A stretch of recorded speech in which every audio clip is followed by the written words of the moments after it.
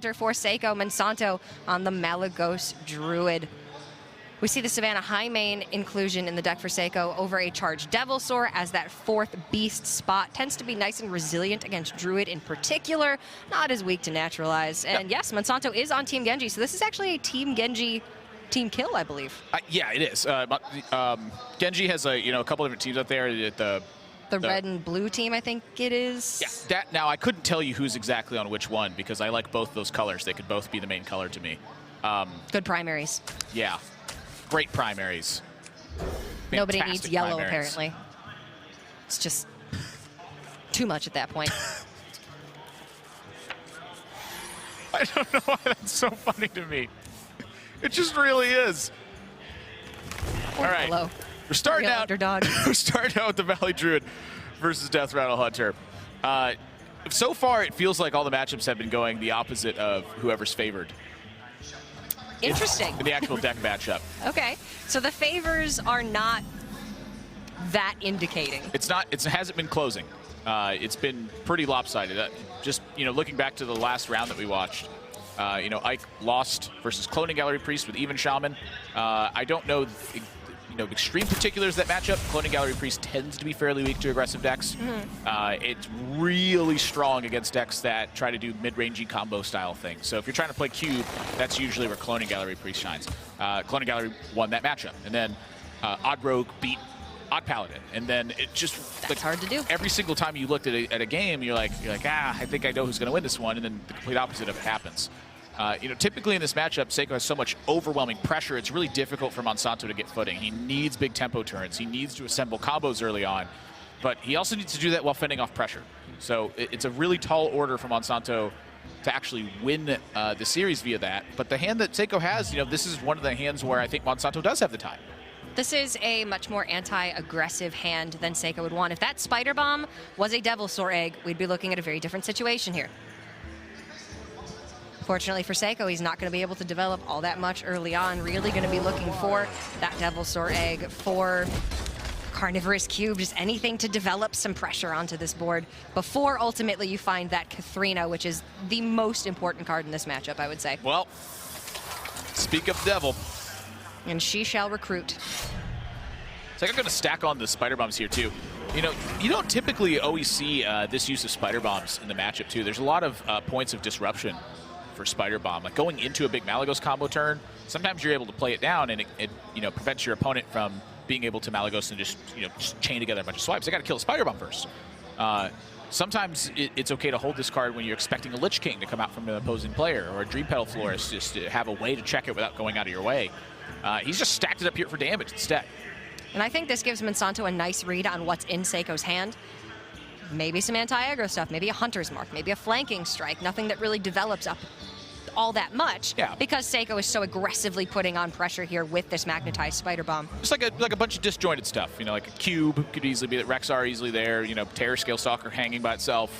He's got one piece, doesn't have that second piece quite yet. Yeah. And Monsanto's going to be very happy about that because Monsanto's hand is quite slow after that Wild Growth as well. He's going to need to find a Nourish in here or another Wild Growth to bridge this gap to Dream Petal Florist and ultimately Ultimate Infestation. Yeah, the fact that his hand's so heavy for Monsanto, I definitely don't want to naturalize here, but I definitely don't want to Moonfire, and I definitely don't want to really do anything. If he tanks his Spider Bomb, he's kind of in the same spot with the way this is panning out. The one benefit he would get from killing it now is that sometimes he gets to play Dream Petal Florist next turn. But Dream Petal Florist isn't exactly like, it's not exactly bringing the beats or doing an important role right now. He's looking at Ultimate Infestation. So I think he's just got to eat the damage here, look to upgrade the spells on the following turn and kill it. But that's a lot of damage you take in the meantime. Don't want to coin out the Dream Petal Florist when you don't have any mana reserved for that Ultimate Infestation. Ha! Oh, there's nothing there. That's okay. 3/3 is good enough. Yeah, that throws a wrench in the plans. Not enough mana to kill the Spider Bomb and get the Arcane Tyrant out this turn. Still no way to really bridge the gap to the Ultimate Infestation. And now this Spider Bomb, this makeshift pressure that Seiko's found, has actually put on a lot of pressure. I mean, this is kind of a stupid board. There's not a whole lot going on here, but Monsanto's reactive capability is just so bad right now. If you couldn't see the player's hands, like, you wouldn't be surprised if it was Arena. Like, nothing's happening. Yeah, kind of, yeah. You're like, wow, that's a really good arena deck. 2 Spider Bombs, Candle Shot, Terror Scale Stalker. Dang, that's aggressive. I'm gonna be dead by turn 7. And I'm looking at it, and I'm like, wow, Monsanto's gonna need to Starfire that Spider Bomb so he can start playing his Iron Bark Protectors. Okay, at least, you know, Arena Druid even has Spreading Plague at this point. Like, let's be honest. Yeah, there's not much going on with his hand. Arena Druid would have, you know, Archmage this turn to challenge. I feel like this is really like the style of play where I first saw some of the top professionals in play today really start thriving. Like early on in Hearthstone, it was when your deck had unideal draws and you kind of had these weird hands that didn't really do much. It was what you did with them that really mattered. You know, Seiko turned 2 Spider Bombs and Terror Scale Stalkers so far into 11 points of damage and counting, and make it 14 and still ticking up. That is unusual. I remember back in the day in Hearthstone, we used to like we would hang onto a wild Pyromancer. We're like, oh no, we got to get value from it. We just wouldn't play it on turn 2 sometimes. Now it's like tough to see players save minions. Like they pretty much just play them and start attacking. Yeah, that Pyro could do 9 damage by the time you actually want to use it. That's pretty good. Yeah, and you know, Monsanto now looking at this spot doesn't really have time to assemble the ideal combo, so you're just looking at Dream Petal Florist by itself. Dying very quick. And with the Arcane Tyrant now having been drawn, this is a 2 out of 3 for a result that Monsanto's happy with, and a 1 out of 3 times this is just absolutely terrible. Discounting a minion that he's already going to play for free. Yeah, not a bad one to land on, not the ideal situation, but you know, it's something.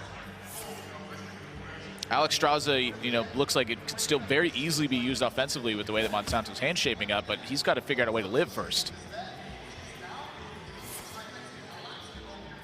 This could very well be a game that Monsanto can close out quite quickly once that Ultimate Infestation comes down. Kind of difficult to actually play it next turn with the coin just because of how many cards are still in Monsanto's hand. He hasn't had the chance to clear anything out. Yeah, it's getting real ugly with how heavy this is. I'm pretty sure that's the last big minion in the deck at this point now. And you know, this isn't really a deck that wants to use its swipes as, you know, Druids of the past did. You don't want to just swipe minions and be like, ah, I killed them. They're dead. Perfect. There are some matchups that are like that, but it's, you know, odd Paladin. Yeah. Odd Rogue. The matchups that are outright trying to kill you as quickly as possible, where all you have to do is lash through the pressure and you live. Here, Monsanto needs the swipes to end the game. You got to find counter pressure at some point. Seiko's not going to slow down now that Rexar's online. One thing that Monsanto has going for him is that Seiko's King Crush is in his hand. That means Katharina's going to be summoning Witchwood Grizzly or Savannah Highmane, I believe. Time waits for no one. That's always a big talk to me, is the Grizzly versus, I'm sorry, the Highmane versus what other 4th beasts are Charged available. Devilsaur. I am definitely a Charged Devilsaur gamer. I'm a fan myself. Ah, look at this. So Monsanto says, I'm losing really bad. I need to get this online and hope that it lives. And I don't necessarily disagree with it. The hand is so heavy, and you have an Alex Strauss that's slated for defense right now. You know, Seiko gets to take advantage of this, but it is right into the Katharina turn. And so often you think about disruption in Hearthstone, this is how you do it. You present your opponent a challenge and hope that your opponent can't respond to it adequately. If they take their natural turn, you got a Malagos on board. If they Hunter's Mark, it means there's no Katharina. And then at that point, Monsanto can respond with a 2-mana Alex Strauss or with the Lich King in his hand. It's a risky line, but it's one that at best pays off incredibly well for him and he wins the game. At worst means that he's not facing a Katharina just yet. What kind of 4th beast gamer are you? Oh, I'm a Devilsaur gamer, 100%. When Control Warrior was a lot more prevalent, I'm a fan of the old Savannah Highmane hit and face. But I think nowadays 7 damage is just too tasty. Cube with some wolves inside of it. I think it's Monsanto's cursor sitting in the center of the board. We're watching the player feeds at Dreamhack. This is another one of the things I've always really liked about Dreamhack is the production setup to grab the player feeds instead. You know, you can lead to some bumps in the roads, but it's such an interesting thing to just watch a player's cursor start to think through the game. Like, what are they looking at? What are they paying attention to? I know a lot of viewers at home can get particularly annoyed when players are, fidgeting around the board, clicking on everything quite obsessively. But to me, that's a really nice look into what's going on in their head. They're nervous right now. Yeah. And I love that. Yeah.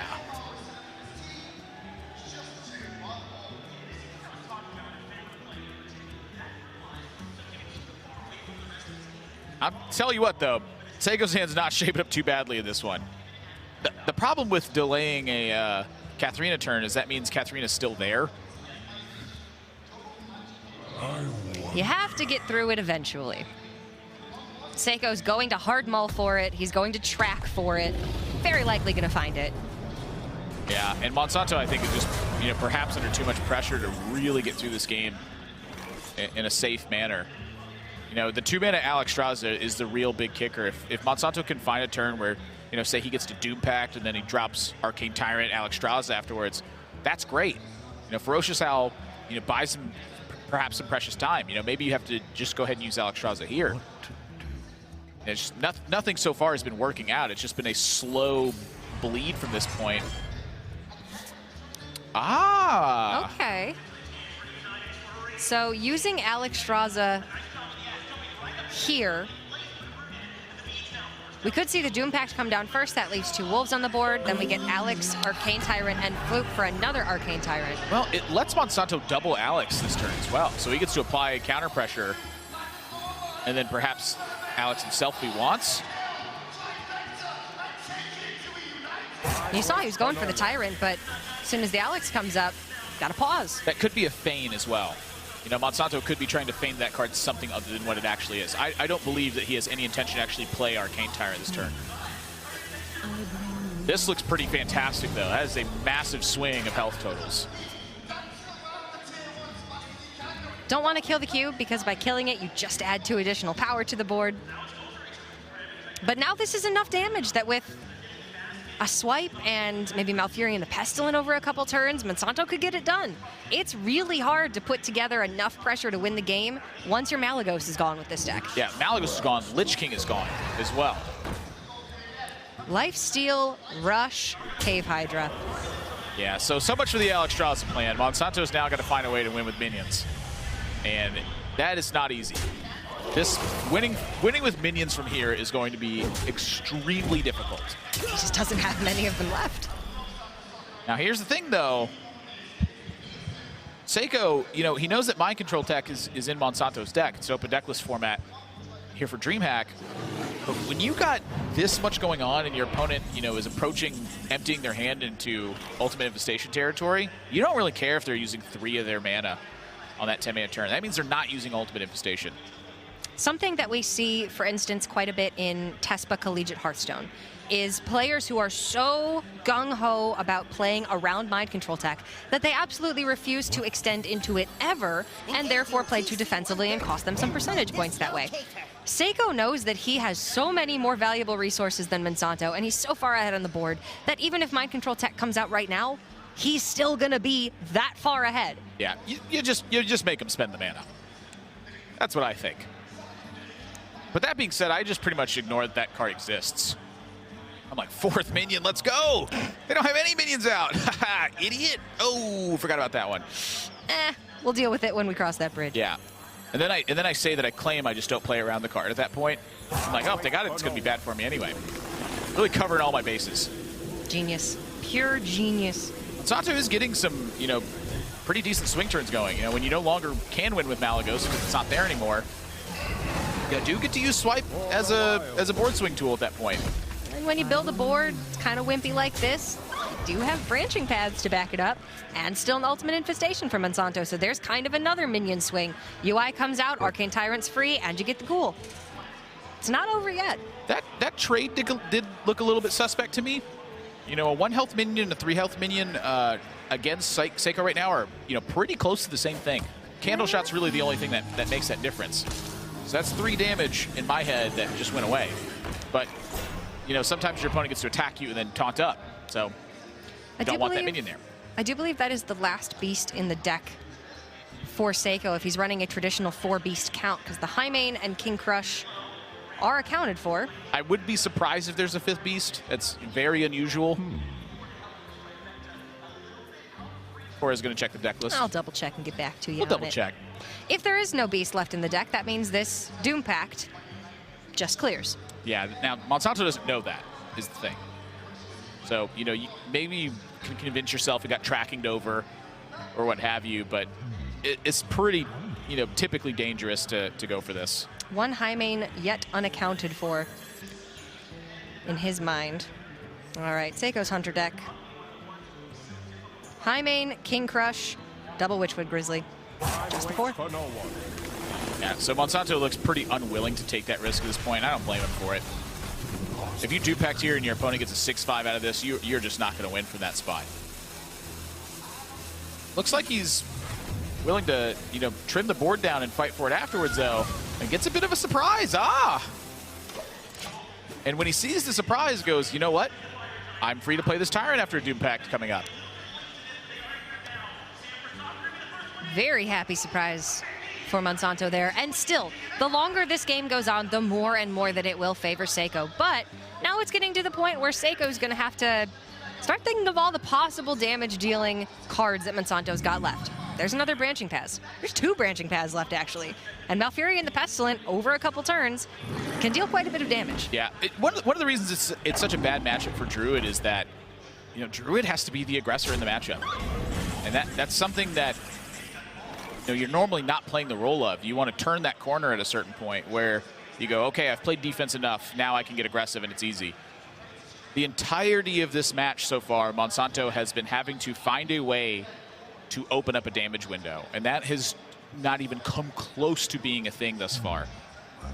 When it's now you're, you know, straggling with the shambled remains of your deck, I mean, Seiko's in full control at this point. I think that Seiko could never attack face the rest of this game and win it quite, you know, reasonably at times. If there were no beasts that had lifesteal, Monsanto could have easily won this. Unfortunately, that's just not the world we're living in. It is, however, the best players that are able to make the best out of a bad situation. And this has been a bad situation for Monsanto since he had to play Malagos by itself. Yeah, I you know, kind of to say the least. It's been a rocky road. And that's a delicious kind with like marshmallows and stuff in it. Not nearly as sweet. No. Kind of sour. But he is a spider gamer. Yeah, like spoiled rocky road. That's exactly what it's been like. Ugh. Not a fan. Has to just clear this Bear Shark off the board, fully healing Seiko in the process, but he doesn't have another choice.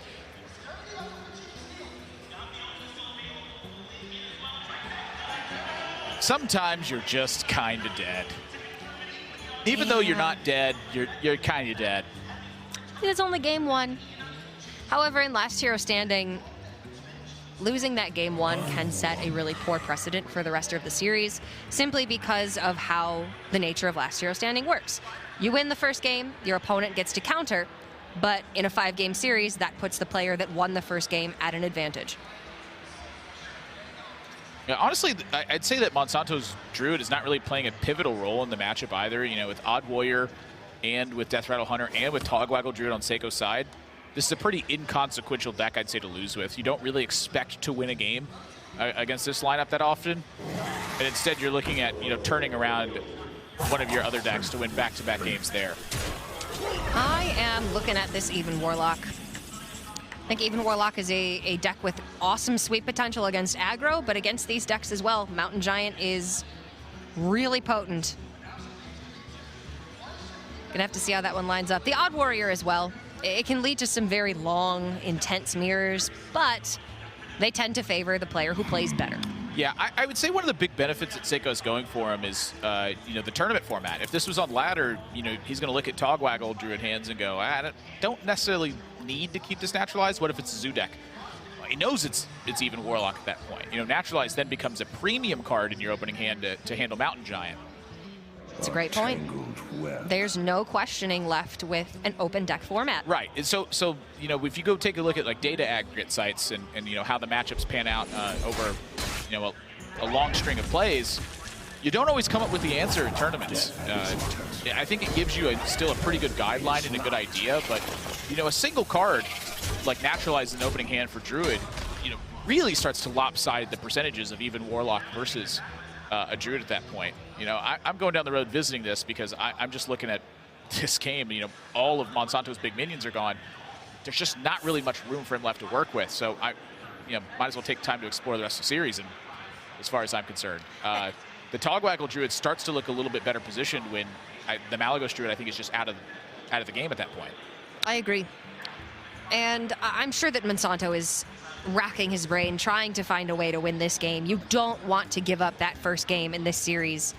So he's going to try everything that he possibly can, but even he's probably already thinking, all right, what am I going to queue against this Hunter? Yeah, and you know, Monsanto, in my experience with, you know, practicing with him, he has a lot of mental endurance, and getting fatigued over the course of a tournament is a very real thing. You know, Seiko's having to make, I think, many more decisions than Monsanto is making right now. And when you have a deck like Togwaggle Druid and you have to play it in these picture-perfect scenarios, every single moment you can occupy your opponent's thought process, you know, it's just one more step closer to that point where, yeah, maybe they have a momentary lapse of judgment. You know, Monsanto, I don't think, is very susceptible to that. You can't afford to get worse over the course of the day, especially since your most important matches are going to happen later in the day. Yeah. Monsanto finally finds a Spreading Plague. It gets checked immediately by the board that Seiko's got. Well, this is your one chance.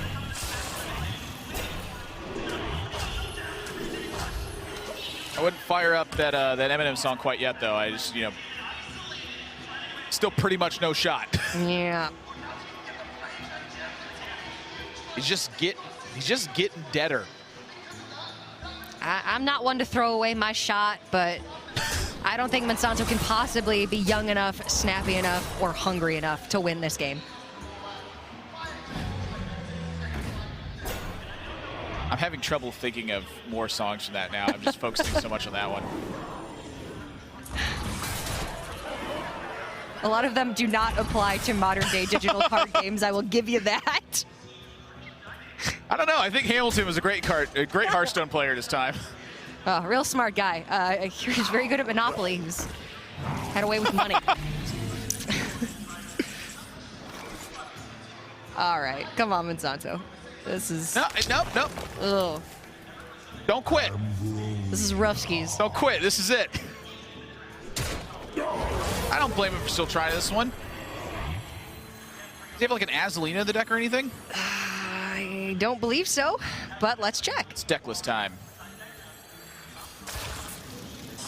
If you guys want to see the deck list, see the matchups, smash.gg.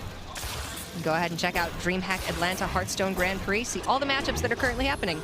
Let's find the event. See all the deck lists. Hope no Azalina. Is left. Is there anything of consequence left in this deck? He's got a twig. That's 5 damage. It did say of consequence. Yeah, there's just not anything left. I mean, I respect. I mean, this is just... The effort is admirable. It is very futile at this stage, though. Another Vicious Scalehide picked up for Seiko. Doesn't need it, but there's extra life gain. As long as Seiko keeps spending mana, I think he's good to go. Push that hero power button, cover your eyes, and pick. And it's good enough.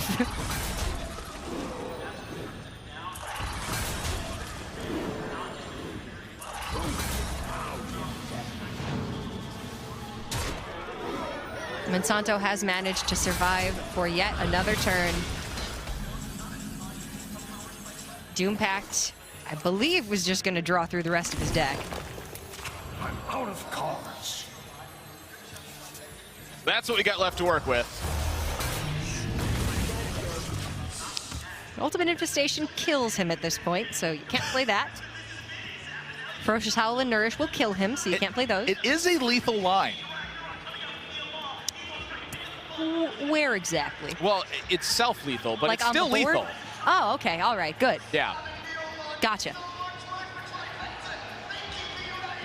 Sometimes it's about sending a message. Absolutely. You know, that's another thing, too, is that Seiko now knows that almost regardless of how far ahead that he is, Monsanto is going to keep fighting. And that means that you have to keep fighting your hardest as well.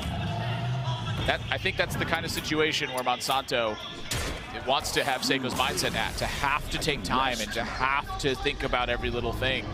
Maybe they slip up at some point, and you can snag an edge from it. But with that Arcane Tyrant dead, Monsanto cannot deal the necessary damage, so Seiko will take game number 1.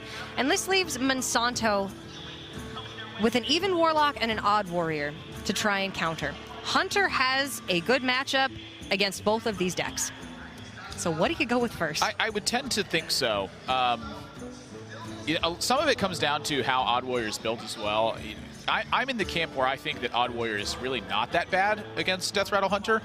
And I think if Rexar is not found early, that oftentimes it can be even quite favored.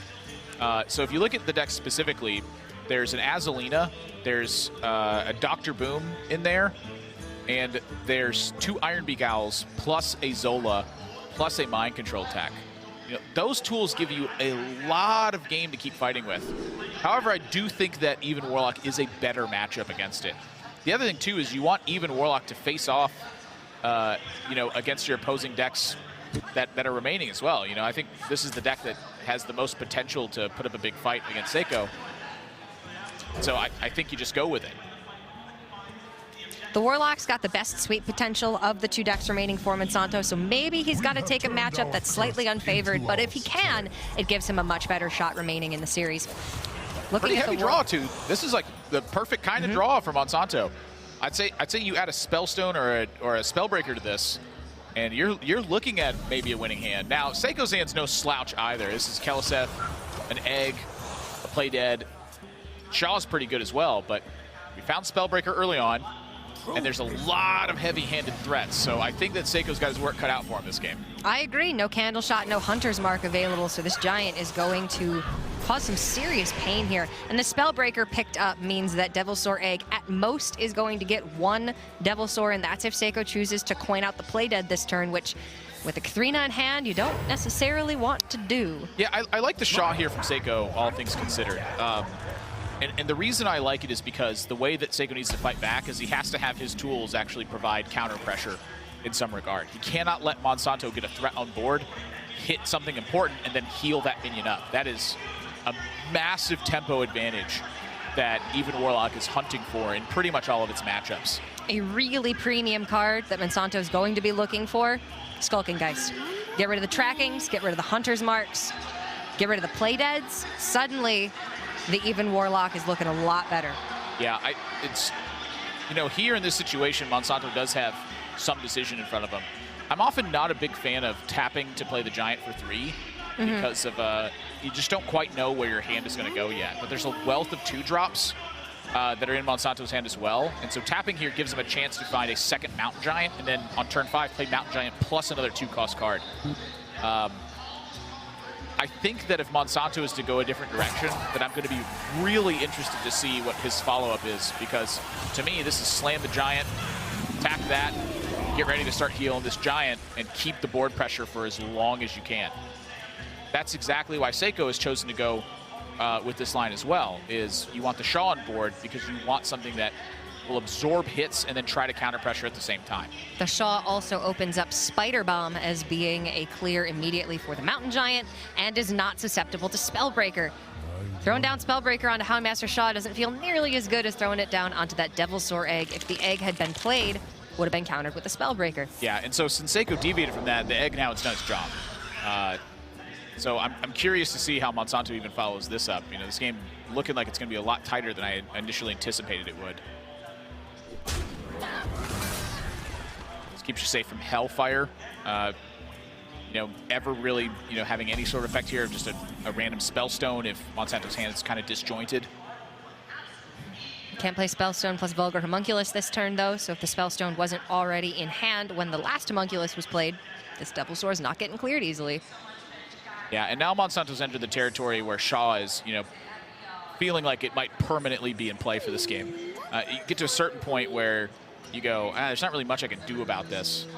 I would be pretty shocked if Monsanto goes for a line that is not either a Shroom Brewer or a Twilight Drake in this position. You know, he has Dread Infernal to follow this up, so even if Shaw charges another 5/5 into your Shroom Brewer afterwards, you have a follow-up. And you have a lot of defensive measures in hand with both the Sun Fury Protectors and with the Vulgar Homunculus and the Spellstone. So to me, as far as I'm concerned, this is a major tempo battle at this point. Spellbreaker is just not good enough here. It gives Seiko the ability to take back the board with just a flanking strike. Assuming that Monsanto has to make that trade over Houndmaster Shaw, which he does because this is now the cube turn. And there's the cube. Yeah, I'm still not convinced of that, though, because of the Spellbreaker in hand. So now he's opened up to where flanking strike, you know, kills your Mountain Giant in this position. I think that's still okay. There's, you know, loads of bukus of value in hand. But you're thinking like cube on the egg at that point and then swing in? Mm-hmm. Okay. It's not as bad against the Spellbreaker now. If the cube goes down to a 4-6, you've still got your Devil Sword and you still stick a cube. So Spellbreaker's pretty much dead at this point. It's not doing enough. That is an excellent point as well. You know, when you actually kill the Shaw, you do take away some of the impact that Spellbreaker has. But at the same time, if the Shaw is still there, your opponent wouldn't have a 5-5 at that point. I don't know about this. This is an interesting spot. Monsanto can just take the line of put big stuff on the board and taunt it up. He's got Twilight Drake and Sun Fury Protector in hand. He is also entering just the start attacking you range as well, where, you know, there's eggs that are loaded up in the cube. Monsanto just drew a Hooked Reaver in this spot. You know, this is probably one more turn of trades at best. That's a good point. But if you're going to trade here, you probably set up to, you know, continue to trade for quite a while. And so since Monsanto is missing Blood Reaver Gul'dan, doesn't have a Lich King in hand, it's a lot of stuff that is fighting, I'd say, fairly mediocrely right now. I think this is a ship 8 damage and start to turn that corner. Let Seiko figure it out from here. I think trading here gives Seiko the license to go face himself, and I don't think Monsanto can afford that right now. He needs to keep Seiko trading one more turn. That's a big draw. That's some insurance against a Hooked Reaver if Seiko can start pushing soon. Counterattack for Seiko is quite dangerous, too. That gives a lot of liberty to Monsanto to start manipulating the momentum. So I think he's just got to shut that down right away. And he does want to stick something onto this board still to keep that board advantage going. So that's why we're seeing him use the Hunter's Mark this turn, when the flanking strike would have been able to full clear the board as well. Question now, do you trade the cube over and put 2 eggs on the board? I think so. Insulation against Hellfire is quite nice.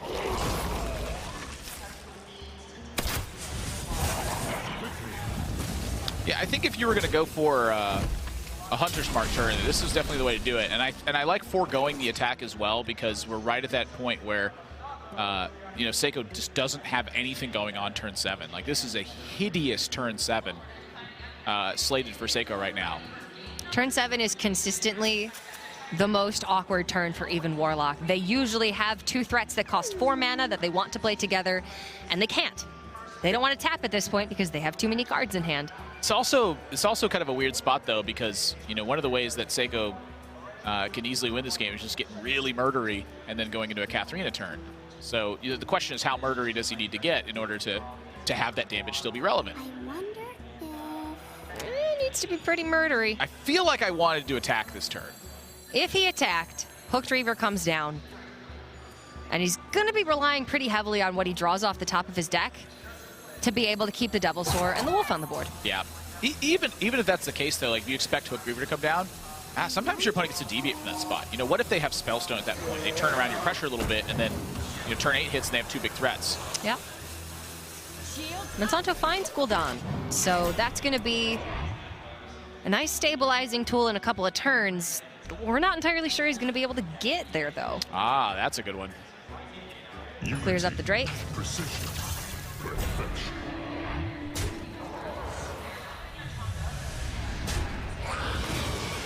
And now Monsanto's in range of Life Tap plus Hooked Reaver, but by not attacking face here, he cannot play an activated Hooked Reaver and a Twilight Drake in the same turn. Yeah, this is a big deal. Like, now you're starting to see that foregoing the attack intentionally really matters a lot. Monsanto has a very tough time setting up a turn that can possibly take Seiko off Katharina. I don't actually think it's there.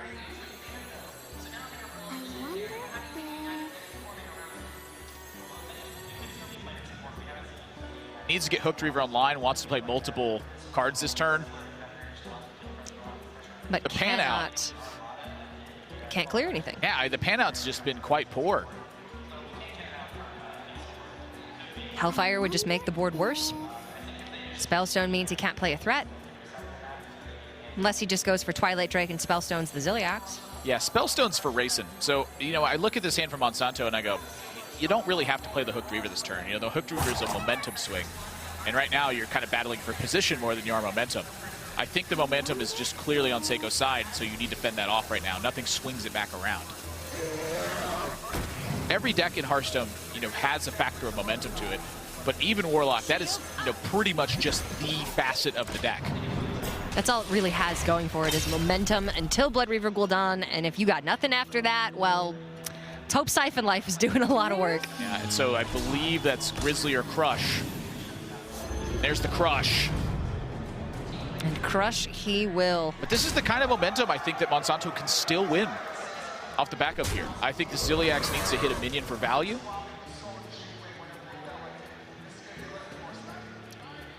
If the Zilliax goes face and Monsanto can Spellstone the King Crush, then yes, I do think there is still a way he comes back from this. Yeah. But Seiko wisely takes that trade. So now you look at Hooked Reaver here, and it plays a much bigger momentum potential here. You tap into 15 life, you jam a 7/7 taunt, you kill off the King Crush and restore that health. Looking good after that.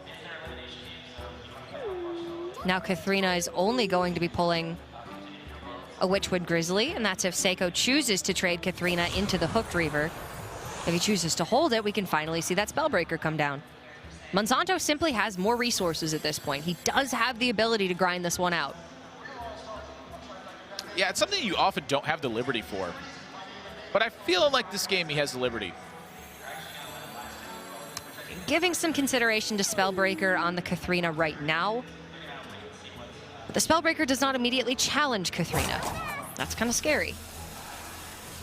It just seems to me that Hunter decks that are not running Charged Devilsaur and are instead running Savannah Highmane can just make the opponent feel a little bit too safe. Well, Savannah Highmane's still playing a pretty sizable role. You know, it's still 6-5.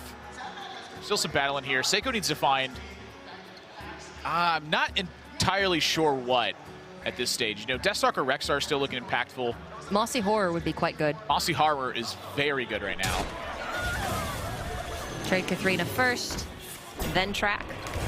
Yeah, you definitely don't want to track over the beast in that spot. Ugh. Even Candleshot not looking too bad here. I mean, cleans up to 7-1, and otherwise it's, you know, got to attack for 7 damage.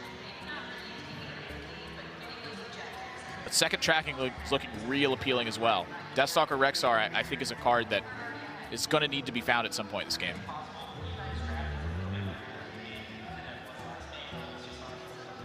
Even still the Mossy Harbor. Absolutely. It's a big board swing, but killing off both those eggs. It takes the other tracking. Now Seiko's not going to have an easy way to kill off the Hooked Reaver. Had he taken the Candle Shot, Hooked Reaver could be dead, and Savannah Highmane could be on the board as well. Pretty close second pick, though. Yeah, it's very good. Spider Bomb's still pretty good. This is just Seiko saying... I'm sorry, Terror Scale Stalker. Yeah, Spider Bomb's good too. This is Seiko saying he wants Deathstalker Rexar. And he would have tracked into Deathstalker Rexar and played it immediately this turn. So had he gotten it, well, it does the job of a Candle Shot and starts churning out beasts every turn. I think he was right to take that line. Maybe a little bit more risky. Didn't pay off as he'd hoped. But had he gotten the Rexar, he'd be in a much better position. Yeah, still pretty tough stuff for Monsanto, though. This is a lot to get past. It's a lot to get past. Defile's a really good card. A lot harder to use when there's a 4/13 on the board. Yeah, if I'm in Monsanto's spot here, I really, really, really want to get Blood Reaver Gul'dan out, you know, pretty much right away. The problem is, you know, figuring out how you follow up that pressure. Like, there is so much going on Seiko's side that if you give up too much, you don't do enough at that point. But I think Blood Reaver Gul'dan is just the biggest play you're going to get of the game. You get it online now and then continue to fight. I mean, Seiko's been out of cards for quite a while here. And, you know, the beasts are starting to run thin. Now's the time. Some pretty solid revives from Monsanto as well. There's that bossy horror. That is a massive pickup. Wow. And so he gets to add the Terror Scale Stalker with it. And now we're looking at a Defile Yeah, turn. there's got to be a Defile here somewhere. I don't know how it works, but there probably is one. Yeah, I'm thinking. There's always one. I don't know how. I don't really know why. That's something that Seiko's got to think about. That is generally what I assume. There's always one, and if I can't find it, that's my fault. Yeah. This is where I felt super bad about that puzzle in the Boomsday solo adventure. Yeah. Where it felt like it took me like 2 hours to figure out that Defile. And then when I figured I'm out, not good enough at this card. I was like, yes! I was like, I did it! And I went on Reddit and I was like, these guys found it 3 hours ago? Oh, man.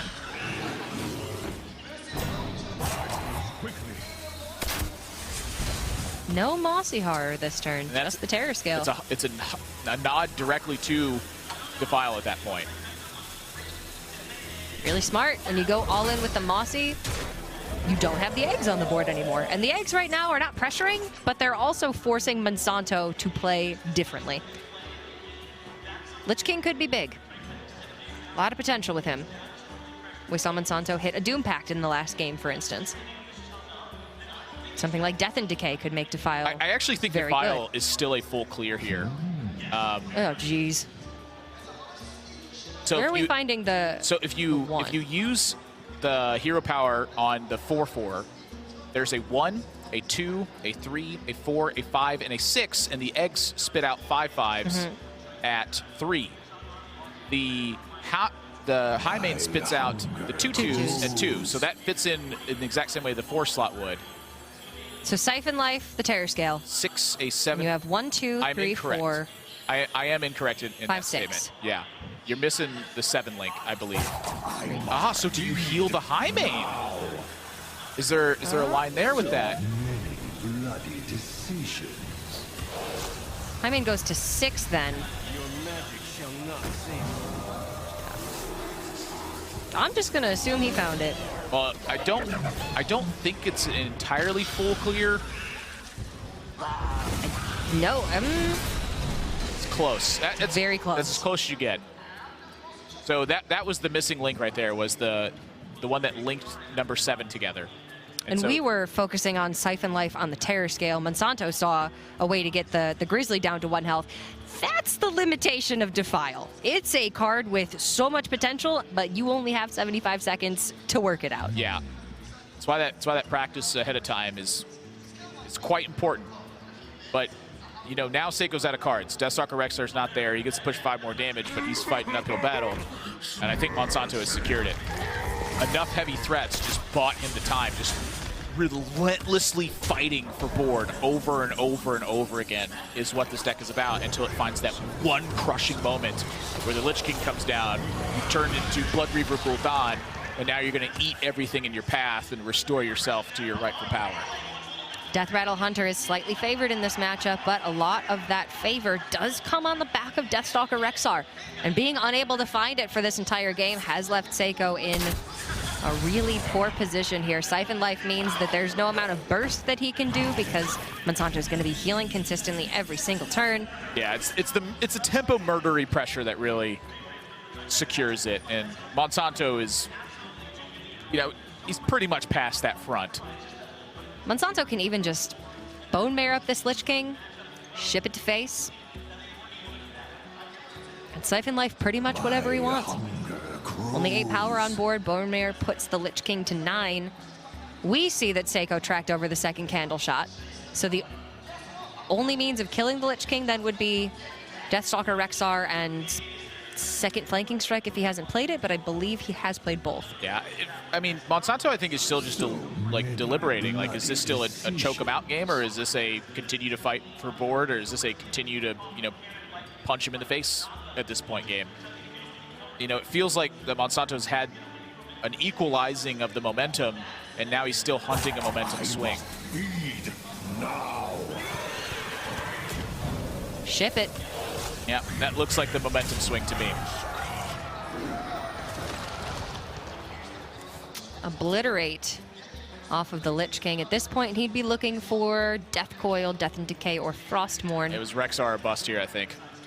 Venusaur Egg is not going to bail Seiko out of this one. Looking like Monsanto with this Warlock choice into the Death Rattle Hunter, even though the Hunter was slightly favored. It's going to get rewarded there, and this leaves Monsanto in a much better position for the rest of the series. Yeah, I'm still not entirely convinced about that matchup. I do feel like I'm unfavored when I fight against Death Rattle Hunter, but you have some pretty definitive moments that are just shining examples of how powerful even Warlock is, and Blood Reaver Gul'dan is the premier one. It is the one that is the most standout from that.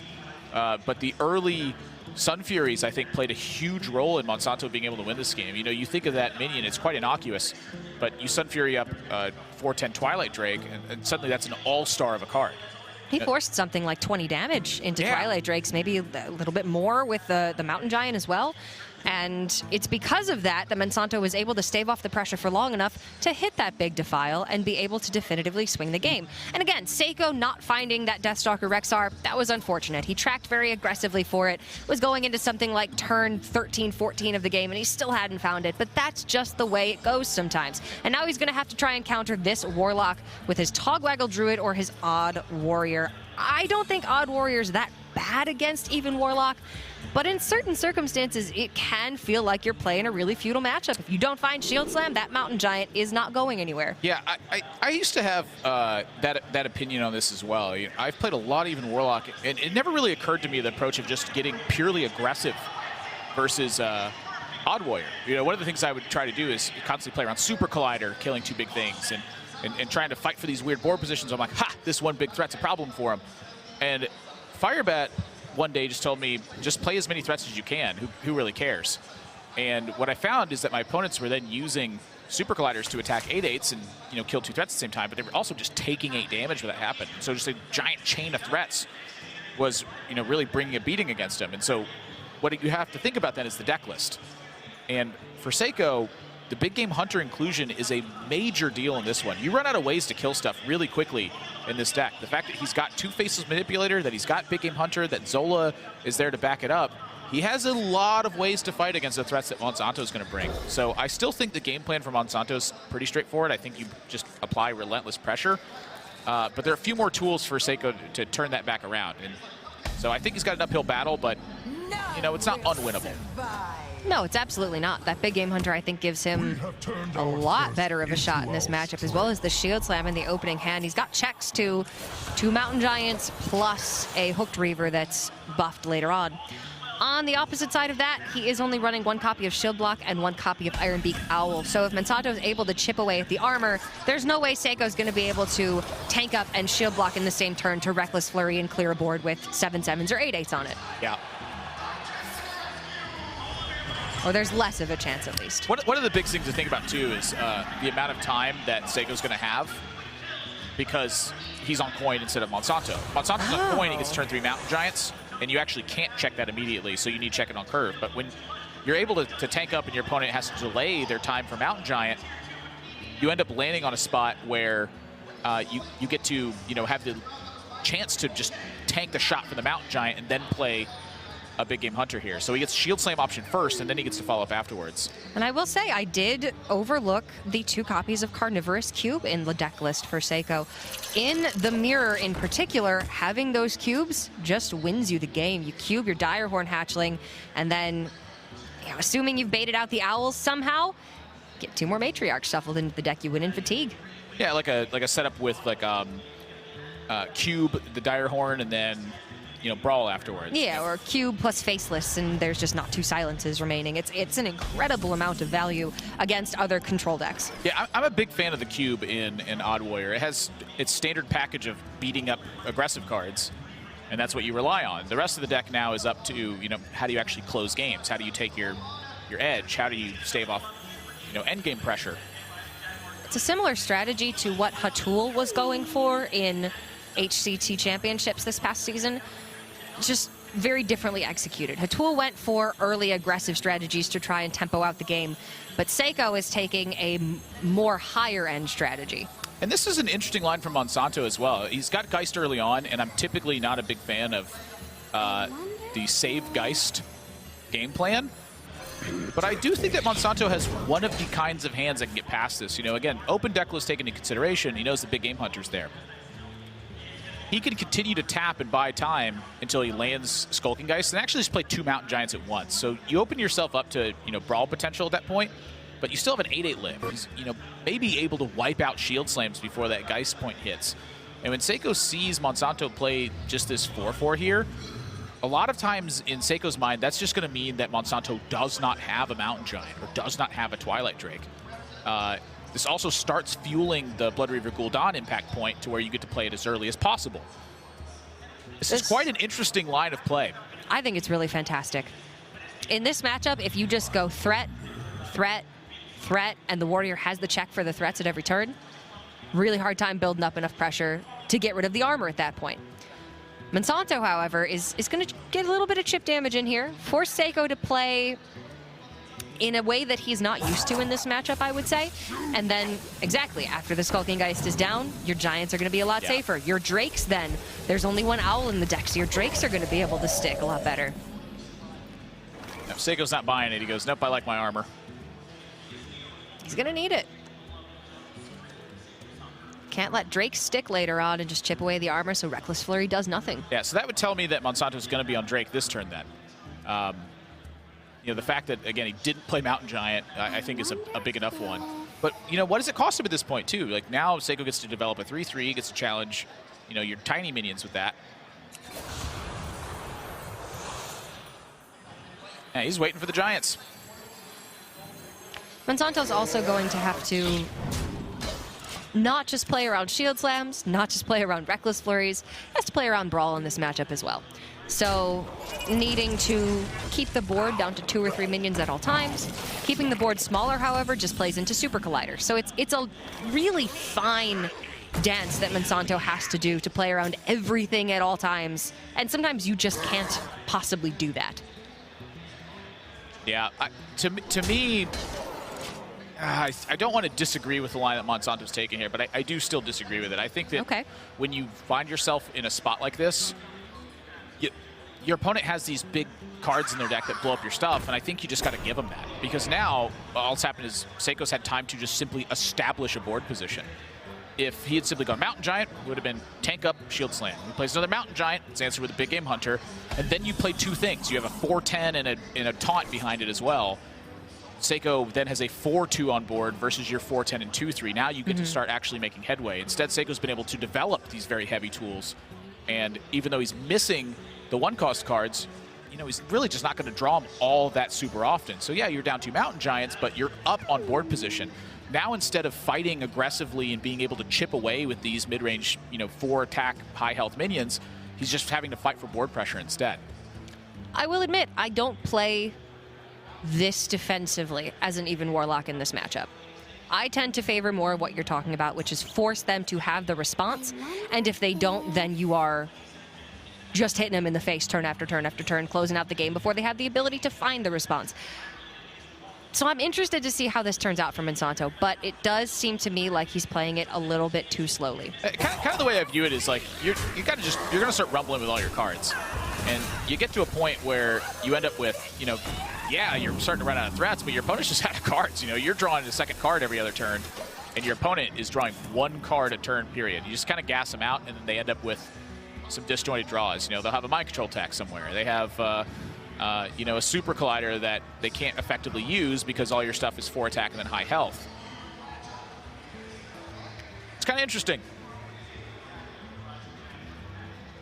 I can't wait to see how this pans out. I don't think that this is a bad line of play. My instinct is that it's just less effective. And maybe it's only a little bit of the time that it's less effective. Maybe every time Monsanto's played this matchup, his opponents have had the Shield Slam. They've had the big game hunter. But you know, then is that being too results oriented? I'm not the one piloting it here. I can't tell you. Seiko does get a nice brawl here, though. I don't know about that brawl either. This is I don't know about that. I think if you're Seiko, you have to assume that Monsanto's not going to just hand you a good brawl on a platter. Well, yeah, but I mean, you got the 3/6 in hand. You got the Stone Hill Defender. You're still tanking up. The shield snipers are gone. Those are 4 things. I mean, Seiko's armor is checked now. Armor's gone pretty much. And now Monsanto saw a brawl. Is that ever just double Mountain Giant with a Skulking Geist in the middle time? No, because then Super Collider gets the best of you and you don't want that. No. That's okay, I think. I think you're okay with Super Collider. I think you force him to take 8 damage. Ah, but it's only 8 damage. Yeah, but it's 8 damage. But they're gaining half that every turn. Yeah, but it is 8. Yes, it is. Yeah, that's why it's fact. That's why I want the pressure to go fast and early. I want them to never get a board position against me and then punish them for it. Super Collider's a big old punish here. But if Seiko doesn't have it, Monsanto just has 16 power on board if he goes for double giant. It's okay to taunt up too. It's nothing wrong with that. I like this.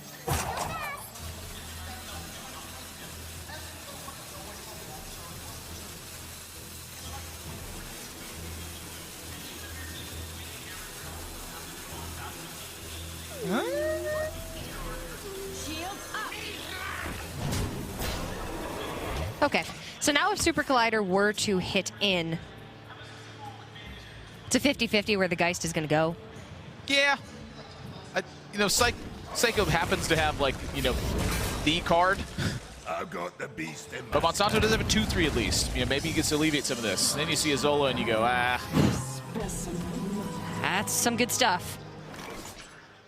That Mountain Giant is, getting pretty close to stuck in hand now. Zola's so flexible in this version of the Warrior. Usually Zola's in the deck to give you an additional Direhorn Hatchling or an additional Elise. And Zola can still be in the deck for those reasons. Giving you that much more game against an Ethan Warlock? I honestly had not thought of these 2 cards used in combination in Odd Warrior, but I'm a fan. I think this makes this matchup a lot better for the Warrior.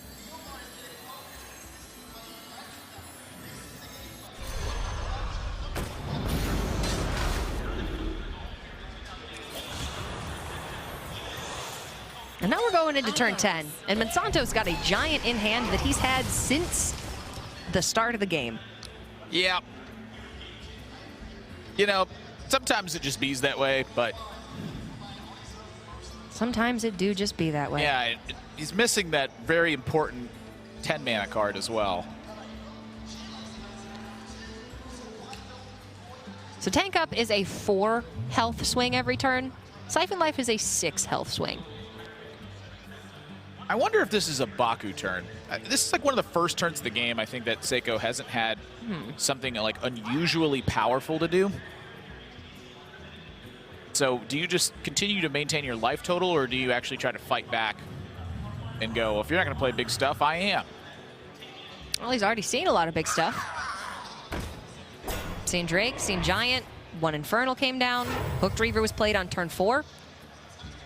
Yeah, to me, this is one of the best uses of Super Collider, and, for that matter, just really any of the big stuff that you can get here is like chipping away at the small things. It's also important to save Super Collider on a turn where if your opponent's going to ooze it, it's not like a critical swing. So, just being able to Faceless here and continue to buy time. Super Collider is insane value. Using it to get 1 really nice clear for 5 mana is often just good enough. Then your opponent oozes it, you don't feel too bad about that. There's a lot of stuff that doesn't do much stuff. It's getting tricky. I mean, Seiko's going to keep armoring up every turn that he can. He's got loads of value left in the deck with Dr. Boom Mad Genius just by itself. Both Omega Assemblies are gone, which naturally means there's less stuff. But very big deal. But there's still enough stuff. Monsanto can still gas out Seiko from this spot. You just chain threats. Relentless pressure. There's so many big minions. They don't stop. Eventually they stop, but right now they're not stopping. Ugh. Play around Super Collider again. Play the Giant. Make him use that 5 mana on the big game hunter. So I guess what is Monsanto thinking then? When is the right time to play the Giant? He knows there's a big game hunter in hand. He's not going to be below 15 just yet. But baiting out a big game hunter onto a Hooked Reaver that's a 7/7 doesn't feel good either. It's never going to feel good to have BGH hit a minion. But eventually it's going to happen. I mean, you trade 3 mana for 5 mana in this spot. I'm not sure how important the 2/4 is. Monsanto stops life tapping as well, so a plan to perhaps play to fatigue? I'm getting a little lost. Both Omega Assemblies are gone from Seiko's deck, but there's still 2 Direhorn Hatchlings, plus the Stonehills that can discover additional Direhorn Hatchlings. And let me just double check that there is... Oh, Seiko gives up there's no Elise in the deck. Yeah, There is, however, an Azalina Soul Thief. It's the Direhorn cubes. Yeah. That's the... There's still just another cube. That's the refuel part of the you know, I'm running out of stuff in my deck game plan.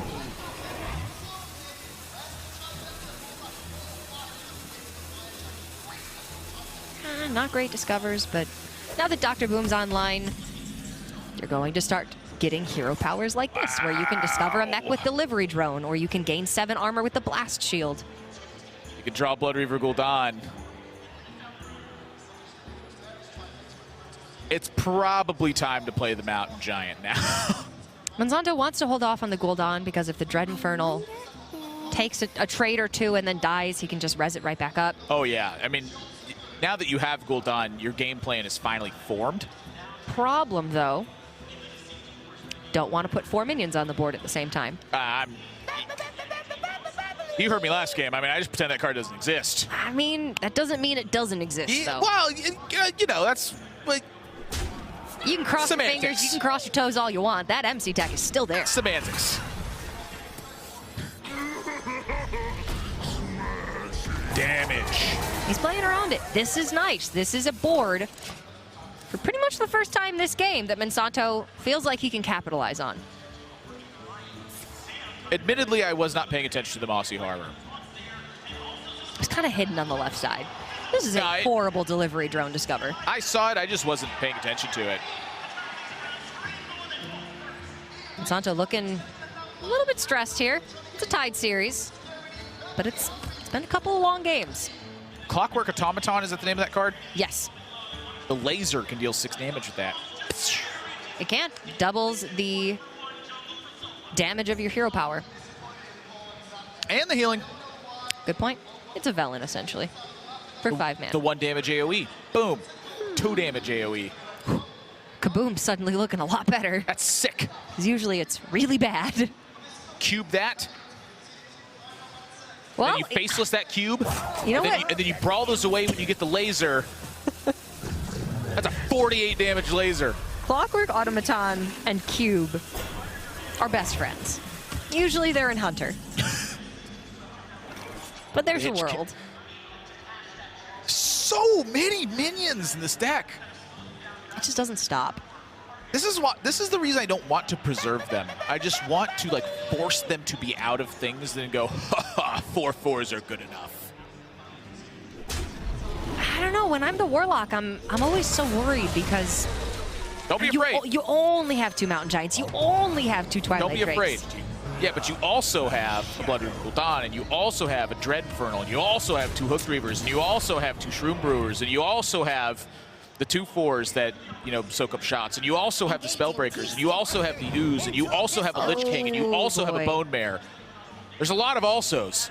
It's pretty much the whole deck. It's a lot of stuff, but The laser! Seiko just MC teched the Dread Infernal, lasered down the Hook Reaver for 6. And that's a swing. Clockwork Automaton also has Rush, because Dr. Boom gives all mechs Rush.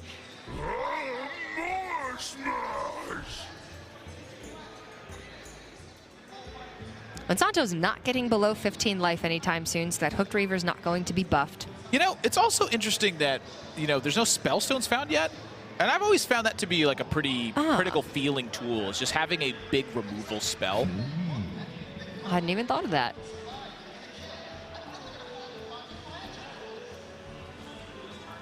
Seiko's Reckless Flurry isn't going to be active until he finds his single copy of Shield Block or hits the Blast Shield hero power to armor for 7. Monsanto setting up a Defile clear with this. Many bloody decisions. Nice and clean. Follow it up with the Mountain Giant, but that gets checked immediately by Big Game Hunter. At this point, he just needs to force Seiko to use 5 mana to put a 4-2 on the board, though. Well, he's got Lich King in hand, too. So you're getting rid of... Yeah, you're getting rid of the Big Game Hunter for the Lich King. You know, that's another benefit to the Big Game Hunters being used early on, too. Is like, I mean, sometimes your opponent won't have time to Zola it in the matchup. Means that Lich King's going to stick a little bit more often. Means that you also have the Hooked Reavers in there. You're going to get BGH'd. Just play the big thing. There are mechs here that would allow Seiko to play Super Collider and play the mech to clear both of these minions without using Big Game Hunter. Thinking Nightmare Amalgam. Doesn't find it, however.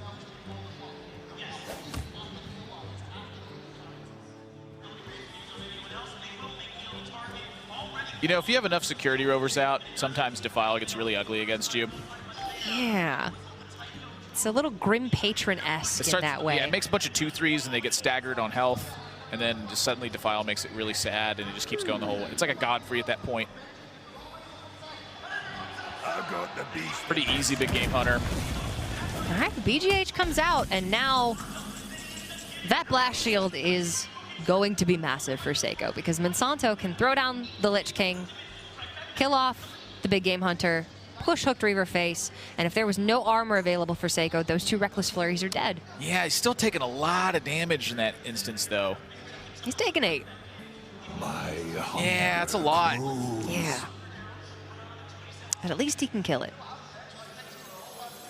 So Monsanto, I think, is at liberty to delay it. You know, when you see your opponent have the 7 armor activation, that is what makes Reckless Flurry go live. So he deviates from this instead. He goes, snap 2/4, hit him for 4.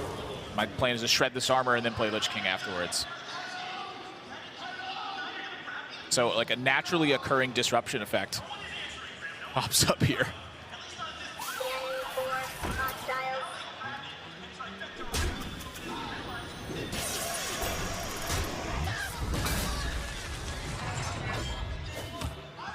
And we are getting down to the last little bits of what both these decks have to offer. And when it gets down to this point, Monsanto has Lich King and his hero power, and Seiko has some Direhorn Matriarchs in the deck, and everything that his hero power has to offer. Yeah, a lot of buttons to push. Yeah, some of those buttons aren't very good. You don't want to make them push buttons. So many bloody decisions. But Dr. like Boom said to me buttons. anyway.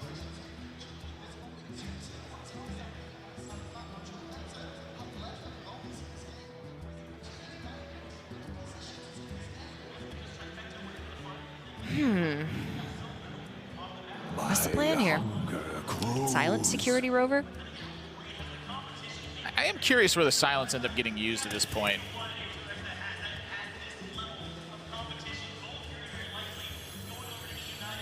This looks like the strongest thing. You Hellfire, you suck the 2/3, and then you just hit for 4 and play something. Get one of these oozes out of hand, finally. Does this open you to Super Collider? It does. So probably that one, and then follow up. Now you still have 2 oozes to fight 2 Super Colliders. I mean, Monsanto's game plan has still just been like to pressure and then have a check for what's going on the other side.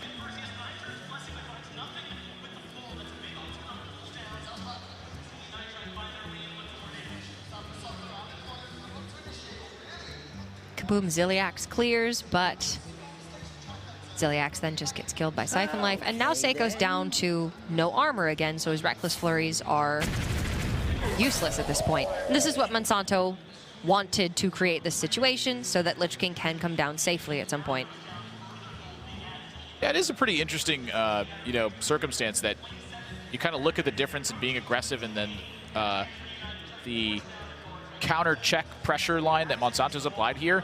And he is stranding a lot of cards in Seiko's hand. You know, Seiko's felt like he hasn't had time to play Baku. The Reckless Flurries are stuck there until he finds more armor.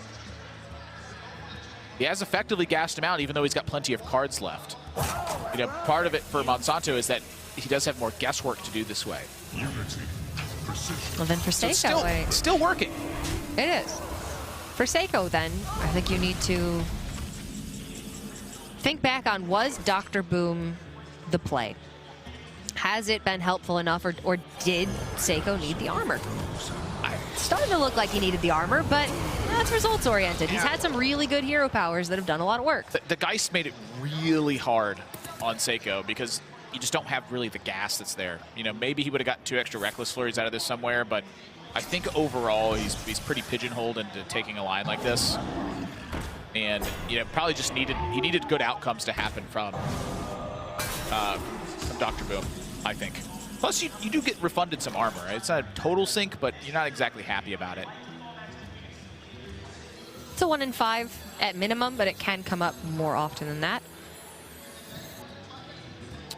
You know, something I did just realize I failed to mention in this matchup is if Monsanto had pressured early with the Mountain Giants, it's possible he just runs into Faceless Manipulator too. You know, There are 2 of them. So Faceless can play the you know, a similar role of being able to just answer Mountain Giant. Seiko just takes 8 damage and just hits right back. Or, you know, even worse than that, cubes his own thing and then finds a way to kill your Mountain Giant afterwards. Like, that actually is a very real effect that just occurred to me. Because I was like, what is Seiko missing this game? He hasn't really... I was like, he hasn't drawn Faceless Manipulator. Another card that he's not found yet, either Dynomatic. Those are really good at this point.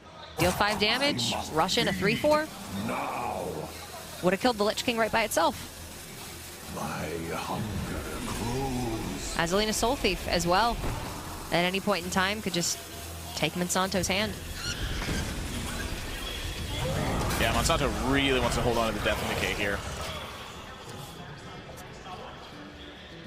Seems important. 3 damage is pretty much the same as 5 damage. Lich King was going to die either way here. Yeah, and so now for Monsanto, it's like, you just really don't want to see that armor come up again. Well, that's the weak one. Yeah, but this hand is really weak too. You're down to Not got a lot left. I mean, there is a world where Monsanto just Siphon Life's the face, turn after turn after turn. I don't think that gets him there, though. There's still another Matriarch in deck for Seiko. This curse has become our greatest. I think it's going to be close. Is there another Stonehill as well? I don't think there's another Stonehill. Okay. But I do think it's going to be close. Like, finally the Baku turn has happened. It's just checked again. But that is 6 more damage that Monsanto secures if he wants to go that route. Yeah, I think he's got time to answer the pressure. You know, it's not super significant damage that's raining in just yet.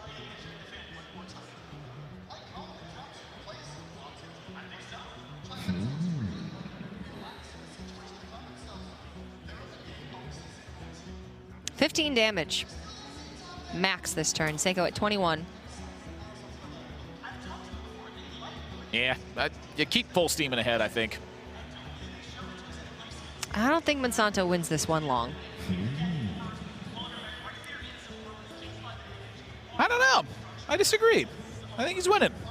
I think he's winning here? I think he's in a winning position right now. I don't know. I think even despite the fact that his hand is in shambles, I think he's still in a winning position. Got a lot of AoE in hand. Yeah. Blood Reaver Gul'dan is a hell of a card. My hunger grows. I'm not so convinced of this one, although it does buy him some damage. There we go. Okay, I thought he was going to hit the Dynomatic with that. Instead he hits face. So if he's going to hit face with it, I'm all for that. That's great. He can hit the Dynomatic with it next turn if he wants, or Death and Decay just kills the Dynomatic. Ah, there is another Stonehill left. Yeah, those aren't really that significant. You're No. pretty much done pushing damage to this point. It's up to the hero power to get it done. Tarlord is the best of the minions, but that's 1 damage every turn. Tazdingo's just going to be better than that. Yeah, I think Monsanto wins from here. Seiko's got to find armor. Not much armor left. No. Tazdingo! I mean, Monsanto's got him in 2. If Seiko doesn't find Blast Shield or Shield Block. Oh, that's not one of them. He can find Eternium Rover. But if Monsanto doesn't put a minion on the board, Eternium Rover has nothing to run into. Exactly. No Ziliax discovery. Nope. No nonsense here. Like, Monsanto should be playing nothing.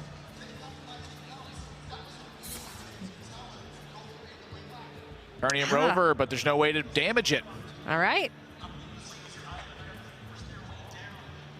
Didn't look like Monsanto was all that much farther ahead than Seiko, but Grind him out. 15 damage came out of nowhere real fast. And then he just needed the remaining 6 to close it out, which was a hero power over 2 turns. That was a very close game. I think it looks closer than it is. I feel like Warlock is really favored if you find Blood River Gul'dan like in your top 20 cards. Yeah, the Skulking Geist was very important there as well. Yeah, Geist is an important card just because it rips away value from the Warrior player. I think that a lot of focus is on the Shield Slams being gone, but I think a lot of it is just the late game stuff. You know, Warrior has, eventually the mechs become very powerful. When you don't have the Omega mechanic to, you know, fuel 3 mechs to hand for 1 mana, that is a massive detriment to the amount of resources you have. And that's really how Seiko lost the game. He ran out of impactful resources at some point. Say Skulking Geist comes down on turn 11 that game, and Seiko has the chance to play 1 Omega Assembly to get 3 random minions. I think that game looks a lot different.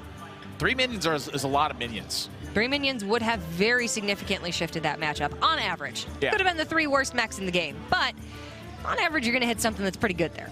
Yeah. And I do want to say, I think Monsanto played that really well. He took a line with that matchup that was a little weird, not very straightforward by any means, but it certainly worked out. Well, that's the way I've seen the matchup mostly played, and that's how I was playing it as well. It's one of the reasons I felt like the matchup was closer than it was, in my opinion at least. Mm-hmm. And then when Firebat told me you just rain down threats and keep attacking them, you know, very much into the style of Firebat, I just tried it that way, and I was like, wow, this is easy. Like, just everything got blown up in a row, and eventually they just had no cards left. This games certainly end a lot faster. If the minions are checked, well, you know, that's game. That's just how it goes sometimes. Monsanto is going to go up to a 2-1 lead here, however. That Warlock putting in work, getting 2 wins in a row, and now Seiko is down to just Togwaggle Druid to try to beat this Warlock and then Odd Warrior. I think the Odd Warrior matchup can be quite easy. Togwaggle Druid, if it gets what it needs and plays well, that should be nearly an ideal matchup for that deck, yes, barring Azalina shenanigans. The Warlock, however, not quite so straightforward. Yeah, I do think that the one benefit that Seiko has here, though, is that he knows it's against even Warlock. And so Naturalize becomes a premium card in your opening hand instead of a guessing game. You're like, God, do I really want to keep this Naturalize? Answer is yes in this case. You definitely want to keep Naturalize because it kills an 8/8. Naturalize is the main source of damage post-Tog Azalina for Tog Druid, but you don't need it. Yeah, you gotta get to that end game scenario. One of the, I think, ideal ways to win is just a big Azalina turn. You buy enough value from them, and you can still run them out of stuff after that. Yeah, just swap decks at any point and wait for the natural fatigue count. The Warrior's going to be putting more and more stuff in their deck, which is actively working towards the game plan of the Tog Druid. They want to steal the deck that's got a whole bunch of stuff in it, but it is going to be that Warlock up first for Monsanto. And taking a look at the Druid from Seiko just to see what we're looking at here. 1 copy of Innervate, 1 copy of Wrath, only a single copy of Branching Pads, copy of Starfall, maybe some anti-aggro strategy there. Whoa. And then the rest of the deck looking quite standard. What do you think about that? I don't think I've ever seen someone play 1 copy of Branching Paths.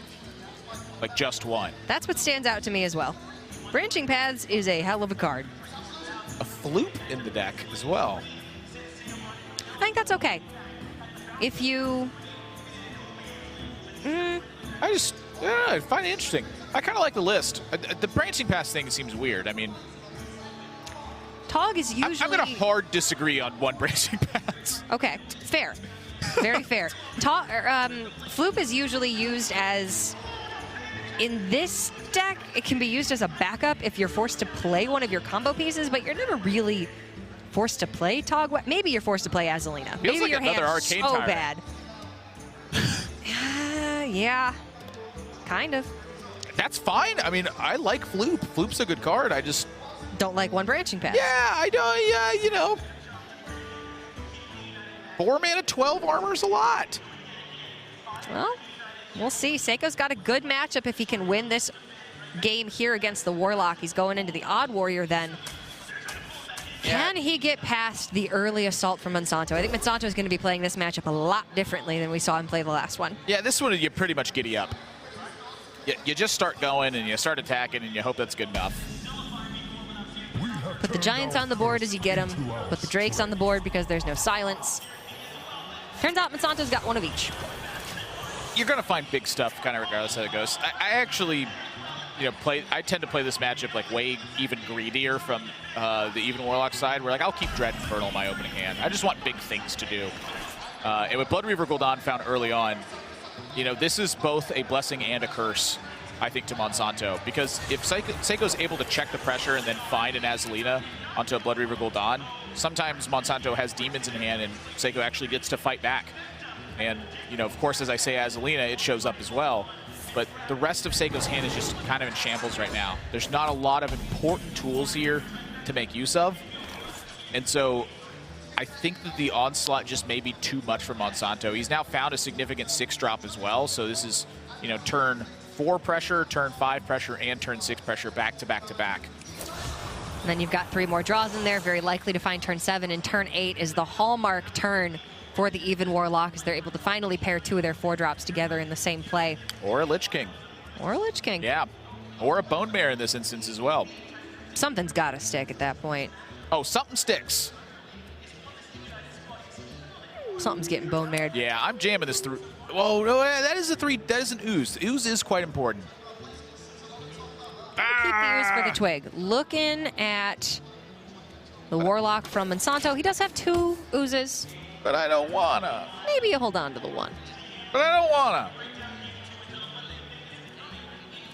All right. Too bad. I can't always get what you want. I don't know. It's important to keep the twig. It's important to be able to answer Gotta twig. have the ooze. And you know what? There is counter to that. A lot of time. You haven't seen the twig yet. You'd probably see it this turn if there is a twig. And then there's still 4 turns before you even want to play the ooze, because Monsanto hasn't seen any ramp yet. It's a tough call. How much do you value a 3-2 being on the board? That starts dealing 3. It quick shots every turn. It's not dead. I miss quick shot. Hunter can play acidic swamp ooze though. Minions deal damage. That's why I like playing them. So there is justification here, I think, too, for sometimes deviating from the Giant, in that you get to play a threat, and then you get to play Giant plus a 2-cost card next turn. So I think that Monsanto is starting to kind of hone in on the idea that Twig may not be there, and so maybe more voluntarily not playing the Ooze starts to become an actual playability card here. Naturalize played on the Twilight Drake. Monsanto forced to burn a couple cards here. Nothing near levels of Scintillol importance. Yeah, you like seeing those ones gone. Defile, Hellfire. Good riddance. Not going to need them. Bone Mare picked up, however. Very nice. Very good. Minions good. Spells bad. When you're Even Warlock versus good anyway. Yeah, for Seiko, the opposite is true. Minions bad. Spells good. Want Wild Growth. Togwaggle later. Gotten him a bit in the reverse order this time. Yeah, Monsanto also, you know, going past the Giant here, I think, is still a little suspect, but you do have, again, justification for it in that the Mind Control Tech plus a Starfall can answer it, or like Mind Control Tech Wrath Spellstone can answer it. Little things going on. It's been really interesting to watch Monsanto play because he has such a deliberate notion with where he wants to go. Like, it's a very methodical approach to this, where he's like, I've done this before, I know how this pans out. It may not look as good right now, but down the road, you see the whole plan in culmination. It's like very strong macro play that we've seen from Monsanto thus far. Very lot of late stage planning. Not everybody's strength. And I will say, I've seen Monsanto play a lot. He's at pretty much all these Dreamhack events. He's been to HCT Championship events before. He's a really talented player. I don't really think I've paid all that close attention Maybe I've been seeing him play, but I haven't really been watching him play. So this is the first time, and I have to say, I'm quite impressed. That Warrior versus Warlock game really got me in favor of Monsanto. And it makes sense why he's so successful. And I look back to game number 1 where he played out that Druid versus Hunter game, which, you know, feels now like days ago. Yeah, it almost was. And he still maintained the same focus. And it's like, I feel like Seiko's maintained the same focus as well, but I've been seeing a lot of shifting in his body posture. I've been seeing him, you know, it looks like, you know, he's at times he may be perhaps a little bit frustrated. You know, I'm not going to say that he is frustrated in this spot, but Monsanto looks pretty much exactly the same as he did when he was getting demolished in game number 1. Yeah, at most, you know, you just saw his finger go into his chin there. He looks like he's thinking maybe a little bit harder, but that just means he's got room left to think harder. Nourish picked up at a really necessary time for Seiko here. As maybe getting to the too little too late point. There's one Naturalize left in the deck.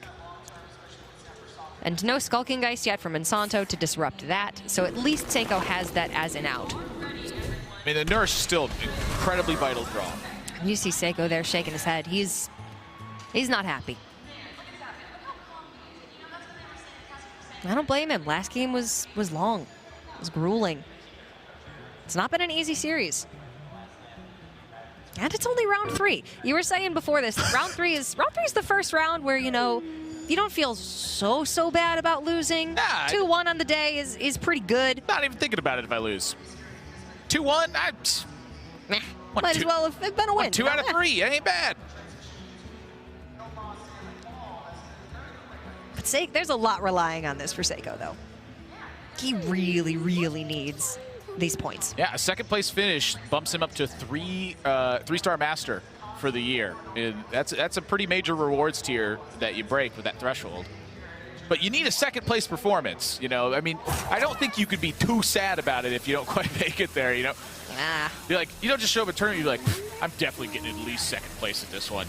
You know, I got it. Unless you're 200 players here, don't even think about it. Yeah, like if you're Hunter Race and you're saying, yeah, baby. Only because you've done it like half a dozen times before. Talking about results-oriented stuff, so you know it feels like it fits right now to go ahead and throw that one in there. Yep. But for the most part, you pretty much no matter who you are, it's tough to show up in a tournament and think that you're going to, you know, actually just get second place every single time. You play your best and you see, let the cards decide the rest. All right, Ultimate Infestation. Seiko's still at 26. He does not find second Naturalize here, but the Spellstones can piece apart the Giant.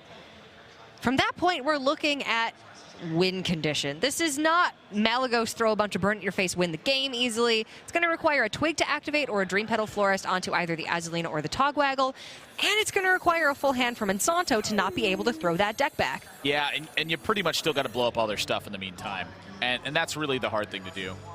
Bone Mare is, you know, quite a heavy card to include in the deck, but it is quite a punishing card if you get to any semblance of a board state and are able to land this. I think that Seiko is in an extreme amount of trouble in this spot. He's in a horrible position. There's the Florist gone, yeah. Which means... I don't even necessarily think that's really of much consequence. I think the big story here is that he's fallen just so far behind that he's going to clear this. Monsanto's going to redevelop. He's going to fight that. Monsanto's going to redevelop. And then eventually Blood Reaver Gul'dan is going to do Blood Reaver Gul'dan stuff. Seiko's going to fight this one out for quite a while longer. Same with Branching Pads in hand and double Spellstone as well. But for any of y'all at home who may not know how this combo works, because it is a little bit more unusual than Malagos, Togwaggle swaps decks with your opponent and puts King's Ransom in their hand, which is 5 mana, and allows them to swap the deck back. So if their hand is full when you play Togwaggle, you get their deck permanently. Yeah. They get one more go at you know, chipping you for a fatigue or whatever. But pretty much that's, if they're able to get to that point safely, you know, a lot of times they win. For Seiko, it's just like every single turn is like that Groundhog's Day movie where it's just the same bad thing happening over and over again. Except he doesn't have the time to Bill Murray it up, learn from his ways, get the girl, and move on to the next day. Yeah. He's going to move on to the next round, but it's looking like he's going to have a loss under his belt.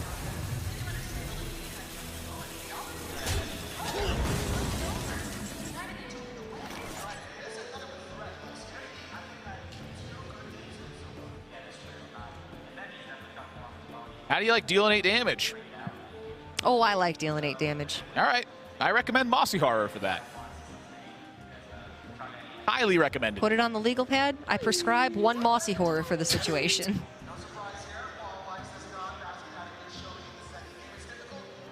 I like getting big stuff on board too, though. And bumping up those spell stones, that's kind of nice. Yeah, I think I like dealing 8 damage more. Monsanto's seen 1 Naturalize, 1 Spellstone. So second Naturalize is the only way to get through the Giant if you put up that Mossy Horror and you taunt it up. Or Spellstone plus Swipe. That's a big expenditure. Ah! Perhaps there's a way to develop and to deal 8 damage. Think, think, think. So the idea I think that he was looking at there was Spellbreaker and then the Spellstone. I think he's still going to do it. I don't really know. It's time's starting to run out. Yeah, punch him. 8 is a lot, especially when your opponent doesn't have 30, or in some Druid cases, 50 or 60.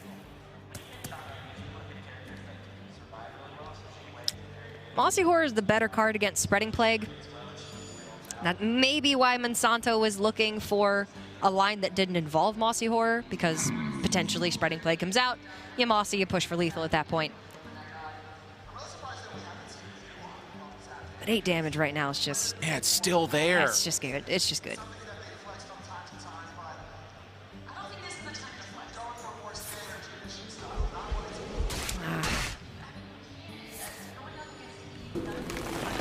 This is what you were talking about, Admirable. Seiko clears, crosses his fingers that Monsanto just can't develop, but there's too much stuff left in the deck for Monsanto to not have some follow-up. He's drawing 2 cards every turn. Yeah, it's the whole deck, too. It's just all minions and then, like, a couple of, utility things. Just big power turns. It's one of the reasons I love this deck. It just feels like I'm doing something very powerful every turn. I'm never doing something, like, disgustingly overpowered, but I'm always doing something powerful. It minimizes the risk of ever having to take a turn off. Oh. Wow, that is a massive one. Monsanto gets to play Giant here, and he gets to play Dread Infernal, and he gets to trade off his minion to kill this off. And that is a lot of stuff that just happened. And Seiko used pretty much the rest of his removal to get this done.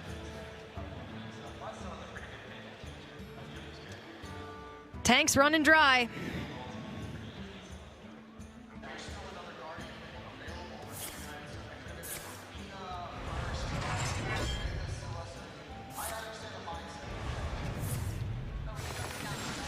Yep. Your soul is in mine. I think this was about the right timing for Azalina. A bit unfortunate that the Togwaggle, I think, got drawn at this point. There was still maybe that little bit of a hope that you could deliver some fatigue damage here. But maybe you can kill all the rest of their stuff. It's just that the Gul'dan is such a massive swing. The fact that Monsanto has no AoE in hand when this gets stolen, so much harder for Seiko to actually fight back against multiple minions hitting the board at once. I'm not seeing a way that Seiko kills everything. You're hoping that you find Hellfire and Defile and you're able to piece something together after they Gul'dan and you find a bit of a stalemate scenario. Monsanto burned a Hellfire and a Defile earlier. Yeah. Only one of each left.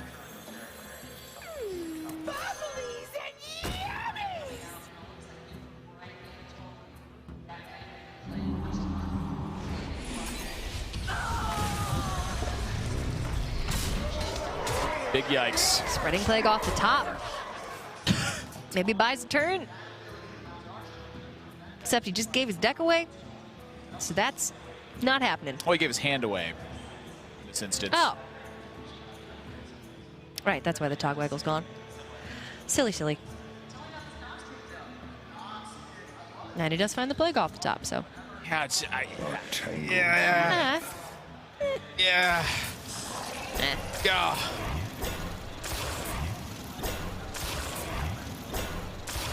So much other stuff on the board. Yeah. It's making me sad. Playing the combo pieces separate from themselves with this Togwaggle Druid deck often does not end well. I think the Azalina timing was still great. I mean, this is the way that you have a chance in it. I agree. Small chance, though. That's unfortunate. You know, it's when you Azalina your opponent, if you're ahead on tempo, great. Now you have the exact same resources they do, and you're the one driving that pace. You flip that around, and your opponent's driving that pace. Like, it's just, This is a particularly hard matchup to be ahead on tempo going into that turn, though. It's really difficult. But without the Dream Petal Florist, without the Twig, and with the inability to fill Monsanto's hand before playing Togwaggle, there's no way to execute the combo. There's no naturalizes post Togwaggle to, you know, really make that fatigue speed up. Plus, Monsanto's just tapping every turn, so Seiko simply has more cards in his deck now than Monsanto does. Yeah, and that's a real consideration at this point, too, you know, and that's why the Blood Reaver Gul'dan is just such a compounding issue. You get to a point where you go, I guess I don't need any more cards. I just have enough stuff that's lived for turn after turn. I mean, you know, this Mountain Giant's been here for 2 attacks now. So Red Infernal is sticking around. You know, the stuff isn't going away. At no point in this game was Seiko's win condition ever going to be Togwaggle and perma-swap decks. It's pretty rare. Just wasn't going to happen. Yeah. Which then leads me to the point of, you know, you were quite worried about this deck going into this series. Is it not just better to bring a Mally Druid? Well, it's not, you know, even Warlock is not really the matchup you're looking for. No. It's a matchup you're going to find a lot, though, I feel. It feel like you're trying to take advantage of particular types of things. And it's this style of aggression that's the problem for Seiko. You know, like the Togwaggle Druid's meant to be that catch to their, you know, one of their decks that it's going to just be a long, grindy control thing, and instead you go, haha, swap decks. It is fun. Yeah, you're not really I'll swapping. give it that. You're not swapping decks with the old, you know, play some 8/8s and some 6/6s and attack game plan. No time.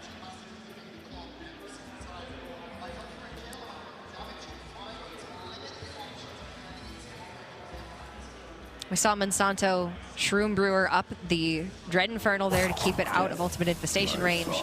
Keeps that Spellstone range, too.